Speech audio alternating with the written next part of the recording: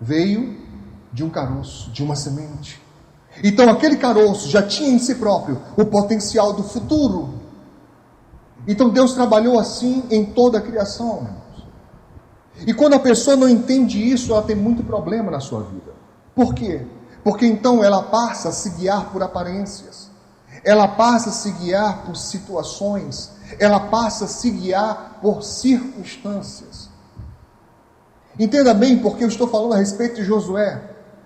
Um jovem escravo que não tinha nada de especial aparentemente. Mas quando Moisés chama e diz: eu preciso de 12 homens que olhem a terra, essa terra que nós vamos possuir. Eu quero saber quais são as fraquezas, eu quero saber qual é o tipo de povo, eu quero saber como é que é essa terra. Dentre os jovens, foi esse tal de Josué. Ele com seu companheiro Caleb, e mais 10 homens, 10 rapazes, observaram a terra, pegaram o fruto da terra, você lembra da história? E trouxeram a Moisés, disseram a Moisés: olha, é verdade, a terra é boa, essa terra de Canaã, essa terra que Deus prometeu aos nossos pais, a Abraão, a Isaac e a Jacó, essa terra existe, essa terra é boa, está aqui o fruto da terra, mas tem um problema, tem gigante nessa terra, e nós não podemos vencê-los, eles são muito grandes, nós parecíamos gafanhotos na presença deles, assim nós nos enxergávamos, e aparentemente assim eles também nos enxergavam.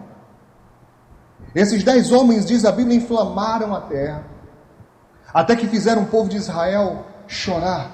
Toda uma nação chorou por uma notícia ruim. Mas Josué e Caleb disseram: não, nosso Deus é conosco, vai dar certo.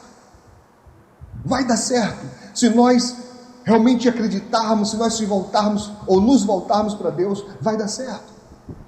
E diz a Bíblia Sagrada, irmãos, que esse rapaz ficou ao serviço de Moisés.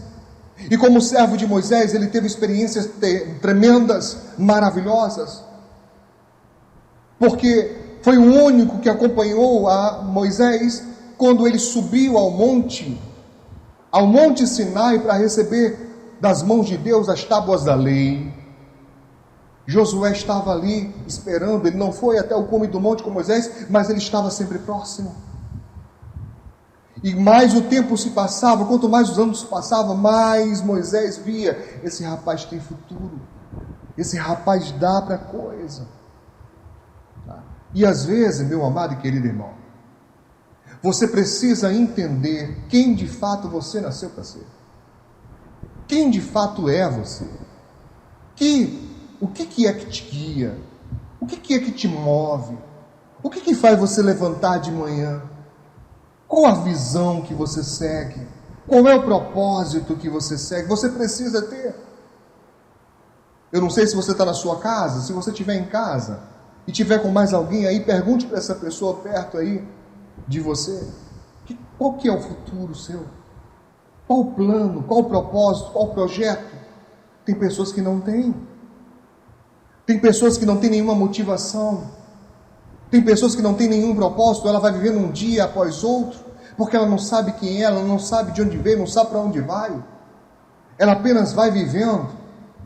É como uma música secular que fez sucesso há tempos atrás: deixa a vida me levar.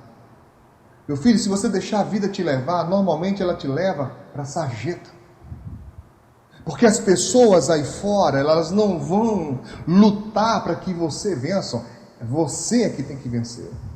Ninguém vai lutar para que você vença. É você que tem que lutar para vencer. Mas nessa luta, no curso dessa luta, você tem que saber onde é que você se encaixa, aonde você se enquadra. O Josué, irmãos, ele tinha um propósito: servir.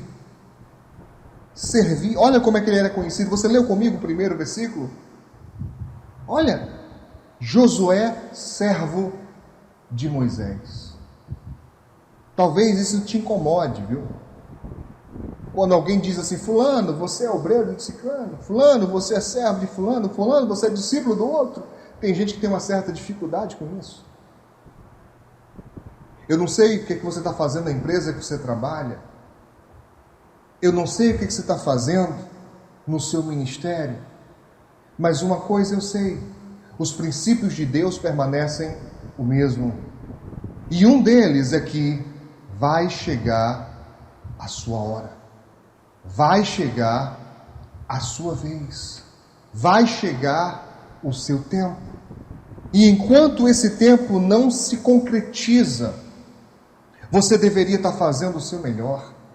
Você deveria continuar fazendo o seu melhor, em nome de Jesus. Preste bem atenção uma coisa, meu irmão. Quantas pessoas se perdem na vida porque perdem a direção, perdem o sentido, perdem o propósito. O Josué, diz a Bíblia Sagrada, ele continuou servo de Moisés. Ele não tinha a ambição de querer disputar com Moisés por um cargo. E essa é uma das qualidades que tem faltado em muita gente hoje, principalmente em pessoas que se intitulam cristãs. Elas na presença, às vezes, na presença, ela até obedece. Mas por trás, quantas vezes ela discorda? Eu estou aqui pensando, pastora, quantas pessoas se reúnem para discordar? Fazem grupos para discordar. Fazem ajuntamento para discordância, para debater, não concordo com isso, eu não concordo com aquilo. Uma vez eu falei na igreja, eu queria falar novamente em público, porque algumas pessoas acreditam que deveria ser de outra forma, que poderia ser de outra maneira. Sim, poderia ser de outra maneira, mas não a sua maneira. Não exatamente a sua maneira. Porque em se tratando das coisas de Deus, entenda um princípio: quem manda é Deus. Em se tratando do plano de Deus, quem dá a palavra final é Deus. Josué não tinha a pretensão de querer disputar. Ele tinha um espírito excelente. Ele gostava de servir, ele gostava de dar o melhor, de fazer o melhor. Talvez ele não achava que tinha capacidade. E por que eu penso isso? Porque Moisés morreu. E ao invés de assumir a liderança, de dizer, vamos lá gente, vamos fazer isso, vamos fazer aquilo, você faz isso, você faz aquilo outro, você vem comigo, vamos juntos, vamos fazer. Não, ele parou. Ele parou. E ele começa a lamentar, ele começa a chorar. Talvez, como dizem os jovens aqui na nossa igreja, a ficha caiu. Talvez ele lembrou de todas as vezes que o povo se levantou contra Moisés. Talvez ele pensou e lembrou de quantas vezes Moisés teve que ter uma intervenção de Deus para não morrer. Josué era um guerreiro, ele não tinha medo de nada. Pelo menos não há registro na Bíblia.